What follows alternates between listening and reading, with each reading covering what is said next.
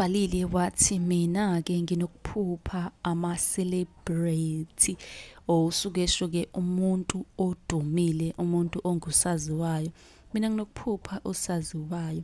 Ngaphambi kwangiqhubeko, subscribe ku-YouTube channel ukuze ungaphuthelwa noma ngabe nini mhla sengifaka impendulo yakho. Nansi ilink ku-bio. Iphupho-ke ngosaziwayo noma ngithi celebrity libika inhlahla, kusho ukuphakanyiswa ngokwezinga lempilo, kusho ukuthi-ke kuningi okuhle okuzayo kuwena. Abadala-ke kunokuhle abazama ukukuvulela khona noma abakukhombisa khona, okusho ukuthi kuzomele ulindele izinhlahla, ulindele okuhle kodwa. Noma unombuzo ungabuza kwi-comment section, ungakhohlwa phela ukusubscribe ku-YouTube channel yethu ukuze ungaphuthelwa noma ngabe nini uma ngiphosta ivideo ngiphendula lo mbuzo owubuze kwi-comment section. Nisale kahle.